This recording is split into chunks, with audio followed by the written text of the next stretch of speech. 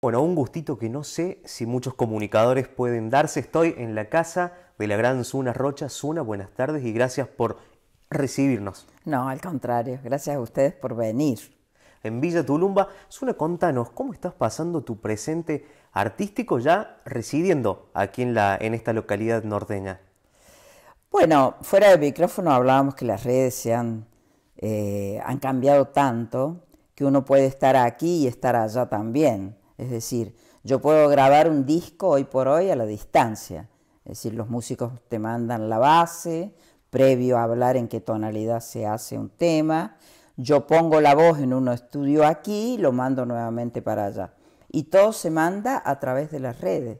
De manera que hoy por hoy es mucho más fácil, a partir de la pandemia inclusive, ha existido otra forma de comunicación, que bienvenidos sean, porque evidentemente el hombre es comunicación en todos los órdenes de la vida. Necesita Claro, estar comunicado. Zuna, exactamente. ¿cuáles son las cosas que considerás que no solo te han mantenido en el ámbito artístico, sino que te han hecho trascender y transformarte musicalmente y artísticamente? Bueno, mira, a mí me parece que hay una cuestión fundamental y que es la vocación, en primera instancia. Una persona que tiene una vocación es mucho más fácil que uno que no la tiene, que anda buscando cómo, de qué manera va a presentarse. Yo sabía hasta qué me iba a poner en cuanto a mi vestimenta para cantar, desde siempre supe.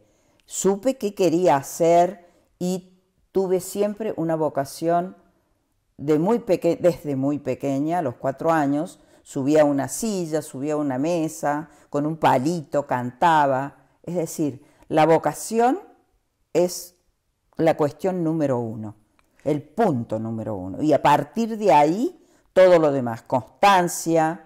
En el caso de un cantor popular, creo que debe tener claro a quién va dirigido su mensaje, sus letras, su canción, sus canciones, qué sé yo. A mí no me gusta mucho quizás algunas canciones que hablan del amor, muchacha, tu piel, la arena, el mar. No, me gustan canciones que de alguna manera representen a quienes uno dice representar. ¿Por qué? A ver, nosotros decimos somos cantores populares. Y si decimos populares, señal de que a alguien estamos representando, que es a la gente, ¿Qué cosas ¿no? te llevaban a elegir esta obra que luego vos las trasladabas en canciones? Mira, si me gustaban a mí y me transmitían cosas a mí, porque el tema de la canción es que a mí primero me guste para interpretarla con emoción, para interpretarla con conocimiento, para interpretarla con conciencia, con alegría o con dramatismo. Primero que me guste a mí. Y después yo sé que si me gusta a mí, va a pasar por mi zurdo, es decir, por mi corazón, y va a ir a la persona. Siempre se establece cuando uno actúa en los escenarios ese, como se llama, como se dice en periodismo, el feedback, el ida y el Y vuelta. vuelta, de ese mensaje que rebota y vuelve. Bueno, eso yo lo tengo clarísimo con la gente. Ya me doy cuenta qué clase de público es, cómo está el público, si está ansioso por escuchar, si te atiende, ¿me entendés? Si atiende lo que uno dice, las letras. Por eso hay que buscar también, como te digo, letras que contengan algo, que tengan un contenido, Que que a tengan... la gente le sirva ese mensaje. Zuna, has recorrido, creo que me atrevo a decir, el 90% del país y de países vecinos también. ¿Por qué Tulumba en esta etapa de tu vida? Primero yo compré un terreno en otro lugar, en Capilla del Monte, y me jorobaron, o sea, no, no era el terreno que yo había elegido. Después fui con el tiempo y me di cuenta que era otro, y pedí que me devuelvan mi entrega. No sé si a alguien le importa esa anécdota, pero vine y lo conté acá, y acá en la municipalidad me dijeron, mira, nosotros tenemos acá un terreno que es para vos. Este, y entonces lo pagué, o sea, me aseguré de pagarlo porque la vida da muchas vueltas después. Iba medio en pago a una actuación que yo había hecho gratis. Y bueno, y decidí hacer la casa acá porque Tulumba es un lugar hermosísimo. Tulumba es un pueblito con mucha historia, un pueblito muy bello, que quienes viven acá, por ahí no sé si tienen conciencia de lo bonito que es, de lo lindo que es, de lo importante que es, y mucha otra gente sí tiene conciencia de que está viviendo en un lugar soñado. Acá viene la gente y se queda enamorado de este lugar, de esta comarca maravillosa que es Tulumba. Suna, me hablabas recién de cuando tenías 4 años y cantabas encima de una silla. ¿Cómo fue para la mujer, cómo fue para vos insertarse en el mundo artístico en este país y trascender y perdurar hasta hoy? ¿Cómo? Mira, yo te puedo decir que las cosas se me dieron mucho más fáciles de lo que yo creía. Yo me fui a Buenos Aires no a cantar, me fui a Buenos Aires porque siendo alumna de Ciencias de la Comunicación, de acá de una escuela era entonces, ahora es facultad, sucedió el tema del golpe. Entonces yo, por miedo, bueno, nos detuvieron y esto. Cuando salí de ahí me fui a Brasil un tiempo.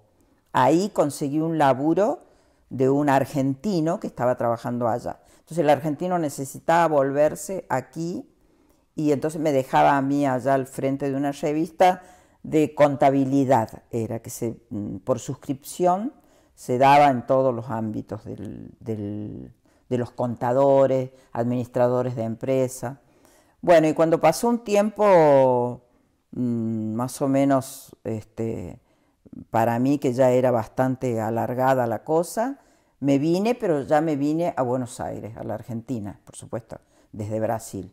Y me vine a Buenos Aires, que tenía una hermana yo ahí que estaba. Estuve un tiempo ahí, ya conseguí trabajo, lo conocí a Raúl Carnota, artista muy interesante de este tipo de música. Y ahí Mercedes nos escuchó una noche en un lugar que se llamaba La Peluquería. La Peluquería, que de día funcionaba como peluquería, como barbería, iba la gente a cortarse el pelo, a cortarse la barba, y de noche funcionaba como un café-concert. Y ahí fue en ese tiempo, me acuerdo, Mercedes con Menotti, que Menotti lo conocían desde los bebés hasta la gente, todo el mundo, porque era director técnico de la selección argentina. Así que bueno, ahí nos vio y nos invitó a cantar con ella en un disco que ella tiene, en un disco de pasta, que se llama Como un pájaro libre. ¿Ahí grabás Gritos Santiagueños? Ahí grabo Gritos Santiagueños y lo canto junto con Raúl. O sea que ella nos invita a grabar al estudio de Polygram, que ya no está, esa marca que era una multinacional, y cantamos Gritos Santiagueños y ella graba también ahí una chacarera de Carnota de Raúl que se llama Salamanqueando pa' mí, que hablaba sobre la Salamanca. Y a partir de ahí viene toda una cosa muy rápida, muy que no la esperábamos. Eso está en YouTube. Sí. Si se ponen Gritos Santiagueños, Mercedes Sosa, Zuna Rocha, En el año Raúl 82, Carnota. si no me equivoco, corregime si... 82, 83, sí. No estoy muy segura. De cierta forma, Zuna junto a la Negra Sosa fue la que abrieron esto para las mujeres Claro, en el folclore. Yo fui la primera mujer que cantó con Mercedes, digamos, la primera femenina que cantó con Mercedes. Empezar grabando con una mujer como Mercedes para nosotros fue muy importante. Al otro día salió una nota en el diario Clarín que decía Los chicos de Mercedes Sosa. Era una foto de ella con Raúl y conmigo que estábamos grabando en el estudio. ¿Cómo ves la imagen femenina hoy en la música en nuestro país? No está muy presente la mujer, sobre todo en los festivales. Y eso no puede ser. Porque yo también te decía fuera del micrófono que la chacarera es femenina, la cueca, la samba, la vidala, la baguala, la tierra, la pachamama, digamos, la música, la canción, la guitarra. Y existe todo una es ley femenino, de cupo femenino para que las no se grillas. cumple, que no se cumple. Y yo creo que no se va a cumplir en tanto y en cuanto no cumplan también con la multa que tiene eso, que es un tanto por ciento de lo recaudado en todo el festival. Cuando se cumpla eso, vas a ver vos que sí que somos hijos del rigor. Si Es me, como que, si me permitís volver, Suna, recién me hablabas de cuando fuiste estudiante de Ciencias de la Comunicación y leí por ahí en una entrevista, también te escuché contar, fuiste detenida en el tiempo del gobierno de facto en nuestro país. sí, ¿Me vas a contar algo de eso? es lo que te conté, me detuvieron en averiguación de antecedentes. Como en ese momento había mucha gente para, ¿cómo decirte?, tomarle declaración, estuve unos cuantos días ahí, hasta que vinieron a tomarnos la declaración. Así que yo me acuerdo que me detuvieron, que venía de ensayar, porque cantaba en un café concert yo con la guitarra y esto. Y, y bueno, y después nos largaron, o sea, fueron de las primeras épocas donde ya creo que si hubiese sido después, esto de que, de la teoría de Camps, de que si en 100 personas que mataban había una que era culpable, estaban bien muertas las otras 99. Y eso me parece una, ¿cómo decirte?, una actitud que se llevó a cabo y que me parece muy terrible, ¿no? Que tenía que ver con la crueldad, que tenía que ver con la injusticia. Yo no militaba, no, al contrario, iba a la facultad, a la escuela de periodismo y además estaba con el tema de la música. Así que me hacían cantar ahí adentro. Me acuerdo que daba vuelta un tarrito de esos de Donde durazno preparaban mate al cocido. natural, eso, y yo cantaba y hacía compás con las manos. Y bueno, y me daban, porque cantaba, me daban una naranja, que era un lujo ahí adentro, o un poquito de dulce de membrillo, en fin. No la pasé mal, porque evidentemente no pasó nada ahí, pero bueno, tampoco sabíamos lo que estaba Lo que pasando estaba con la sucediendo. muerte y con todo esto, si no quizás hubiese estado más preocupada. Suna, estás muy ligada a la obra y a Atahualpa Yupanqui. ¿Qué me podés Sí. contar de él? Bueno, mira, con Yupanqui yo me acerqué a Atahualpa Yupanqui. Te aclaro que no fui la Kodama de Yupanqui.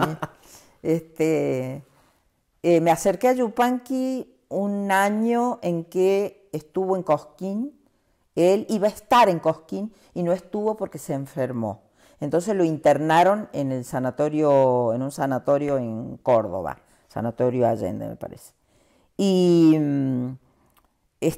ahí fui a visitarlo. Y ahí él me dio el teléfono, le dijo al Collita que me diera el teléfono, al hijo, y ahí me dijo, llámeme cuando vaya a Buenos Aires que nos vamos a ver. Y efectivamente, no sabes los días que estuve para llamarlo porque no me animaba ¿Cómo a fue llamarlo. ese primer encuentro con Ah, Atahualpa? lindo, simple, hablando de, ¿cómo decirte? De mi infancia, hablando de mis parientes.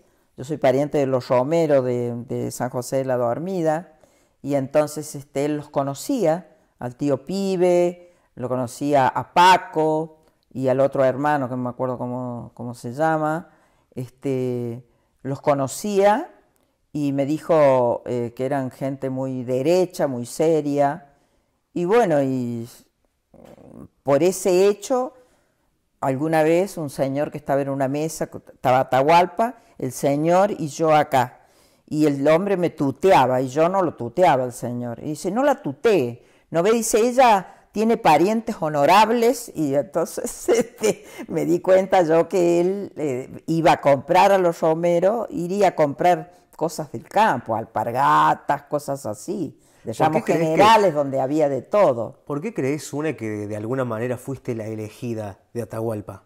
Y por eso, porque yo he seguido teniendo, a pesar que he vivido 40 años en Buenos Aires, he seguido teniendo una tonada así como la que tengo. Yo no hablo porteña, yo no cambié mi forma de hablar. Tengo una hija sí que es porteña, pero yo no. Entonces no adquirí esa forma de expresión y de tonada, y creo que él vio en mí mi actitud. Él me dijo alguna vez, me gusta de ti tu condición de provinciana. Tengo cartas allí de él muy lindas, donde me dice, en una de las cartas me cuenta que había ido al cementerio de Montparnasse a llevar claveles a los amigos que se fueron. Dice, Cortázar, Asturias, mirá las amistades que tenía Yupanqui, y Baudelaire fue anterior a él, solo que él lo admiraría un montón. Y dice, y les dije en voz baja, espérenme. Dice, ¿cómo andas tú?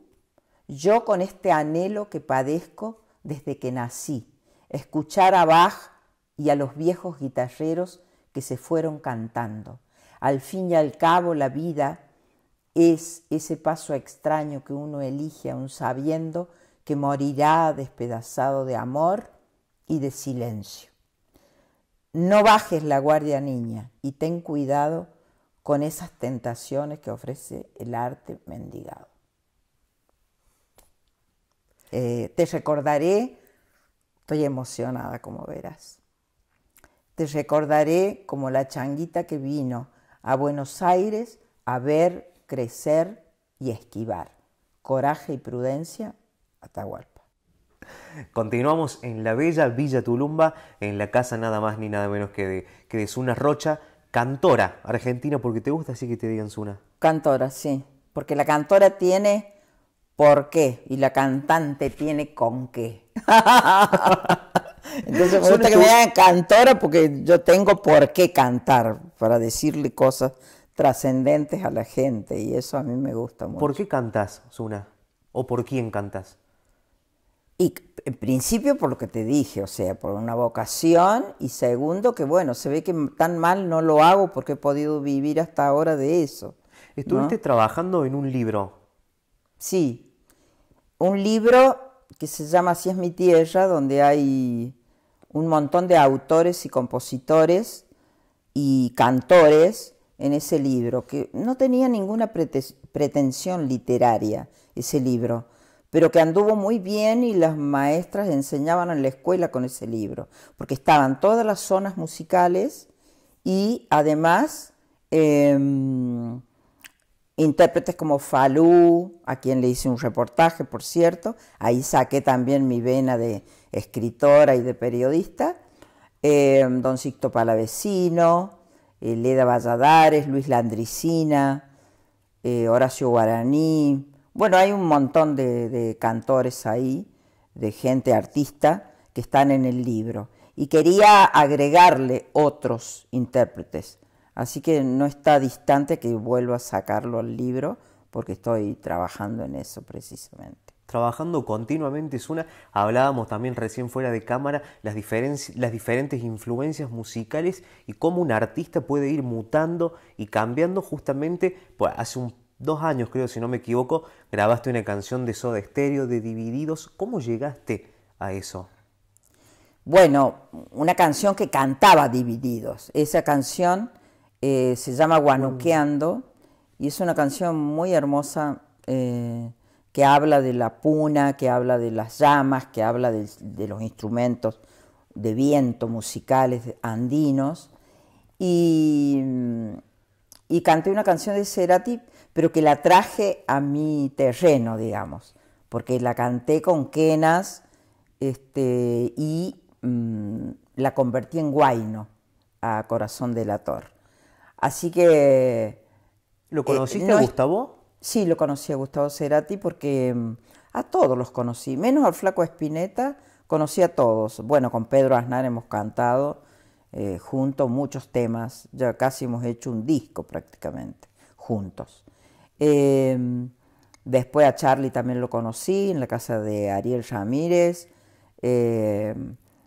a Gustavo Cerati con Leda Valladares y los Grito en el Cielo número 1, Grito en el Cielo número 2, bueno, a Fabiana Cantilo, también a Fito Páez, lo conocí ahí. Bueno, gente del rock casi toda conozco, menos al Flaco Spinetta, no tuve posibilidad de encontrarme por ahí con él. Pero con Gustavo sí lamenté mucho su muerte, porque era un chico muy talentoso, muy lindo muchacho y muy talentoso, lleno de vida, y bueno, murió así tan feo, ¿no? ¿Tenés en agenda, Zuna, algo que te falte o que tengas ganas de cantar o que consideras que necesito cantar esto? Sí, como cantar, me gustaría cantar un montón de cosas que todavía no lo he hecho, tampoco sé si lo voy a hacer, no se me ocurre en este momento qué, pero ahí vamos, cantando. Me hablabas recién fuera de cámara de que de cierta forma habías estado ligada al tango por tu imagen, por la imagen de tu mamá. Sí, yo hice los 3 años de la licenciatura en tango y ahí lo conocí a Ferrer, bueno, lo conocía antes por Yupanqui, y conocí un montón de gente ahí adentro, el maestro Carlitos García, que también grabó mucho folclore, que tenía una orquesta, y una orquesta criolla también. Carlitos García me contaba algunas anécdotas de Yupanqui, porque él fue director de Odeón, que era donde grababa Atahualpa, y bueno, y muchísima gente que tiene que ver con el tango. Y yo fui a estudiar, porque esa parte teórica del tango y de los cantores y de los estribillistas y de toda esta cosa del tango no los conocía. Pero fui y conocía mucho más de lo que yo misma creía. Así que ahí hablaba con Héctor Negro, con un montón de autores y compositores que muchas veces escuchábamos, analizábamos los tangos y todo, pero los conocía por mi mamá, porque a mi mamá le encantaba el tango y a mi papá también. Fíjate que mi madre nació en una localidad que hay acá cerca, se llama Loma de Piedra, que no existe porque no hay ni siquiera un caserío, y papá nació en un lugar que se llama Los Álamos, acá cerca, y les gustaba tanto el tango, y escuchaban programas de tango, siempre, siempre.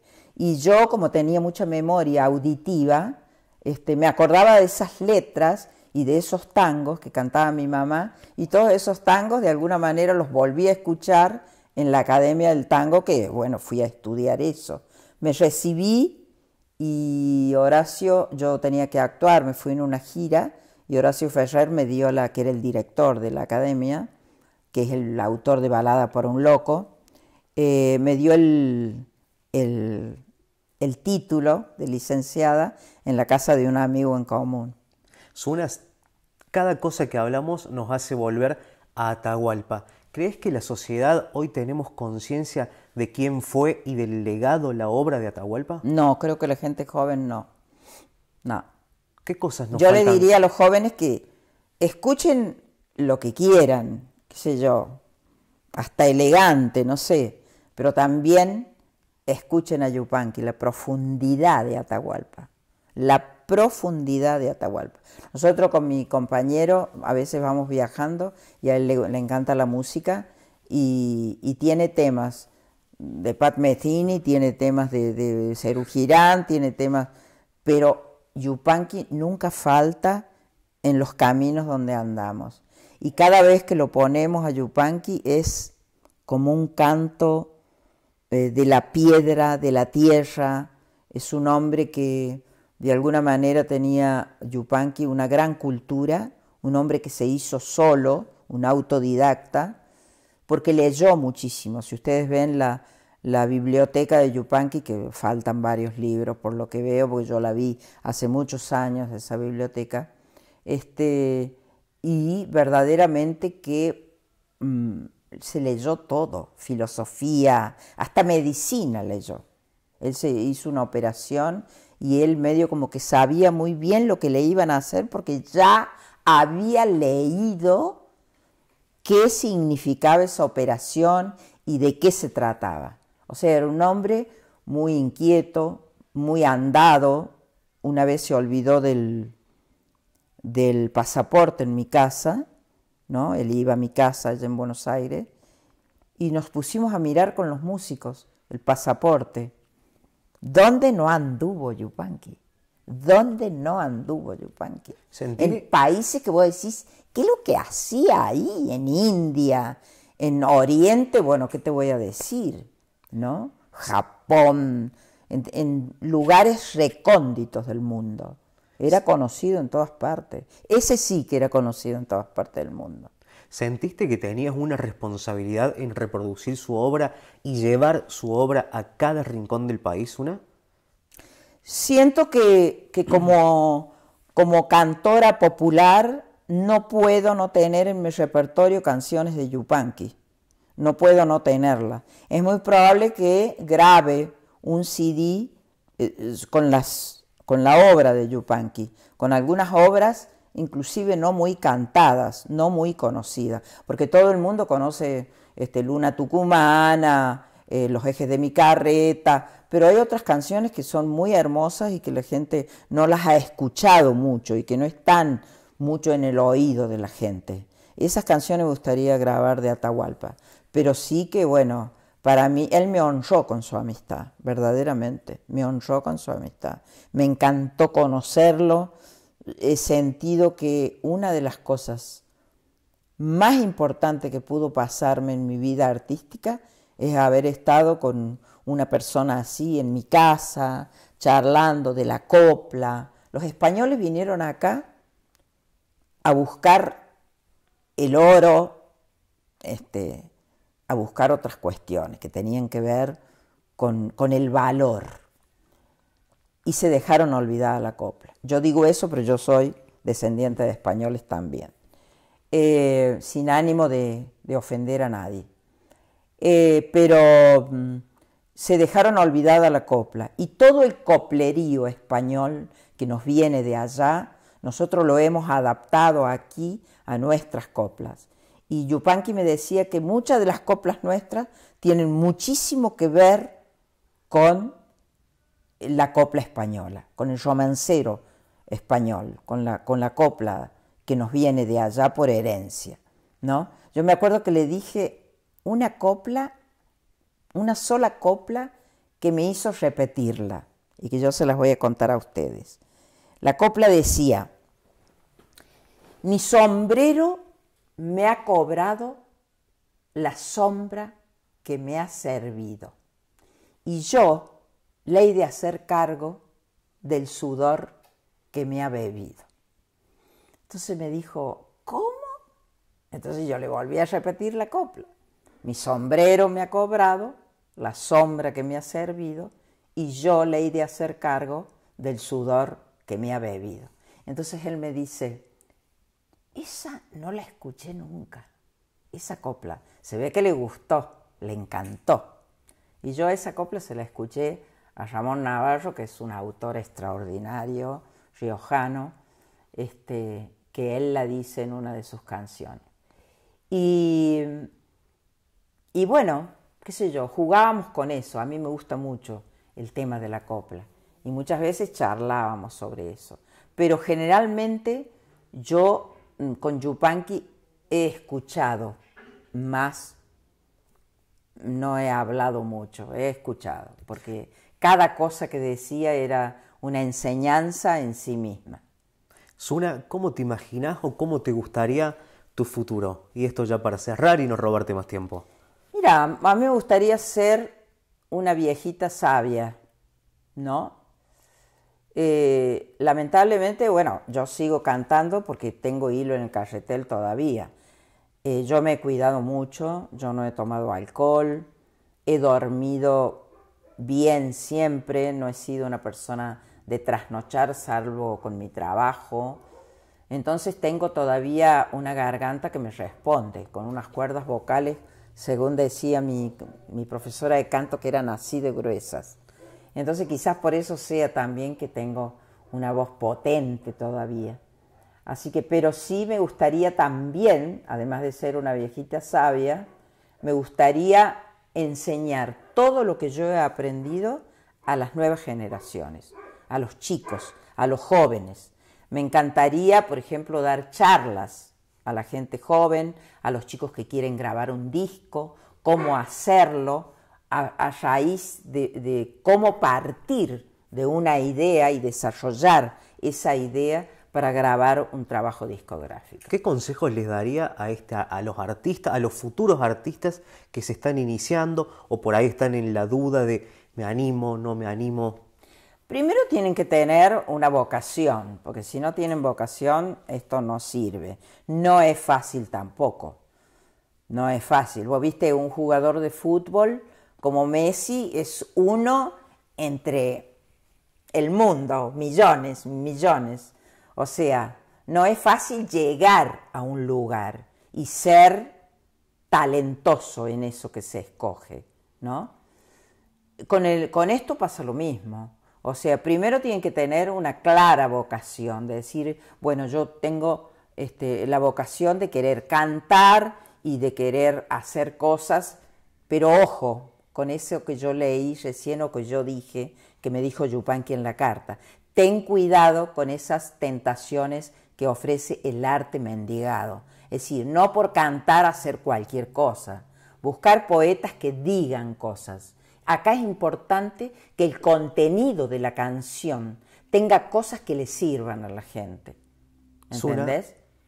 Eso me parece fundamental. Y bueno, y por otro lado, qué sé yo, tener una buena voz, saber que presentarse arriba de un escenario es tener respeto por quienes están del otro lado, por un público que te escucha, y ser responsable a la hora de agarrar un micrófono. Eso también es importante. No hablar por hablar, no, tratar de hablar poco y lo que se dice sean cosas profundas, trascendentes, respetuosas. Y eso es todo. Suna, de mi parte agradecerte por este tiempo, por recibirnos en tu casa. En nombre de San José de la Dormida, muchísimas gracias. Bueno, entraste a mi casa y yo no tenía idea que eras nieto de Aldo Zamora. No tenía idea que nos hemos conocido cuando éramos chicas y cuando yo, uno de los mejores momentos de mi vida, los he pasado de niña ahí en ese pueblo, en San José de la Dormida. La verdad que he sido muy feliz.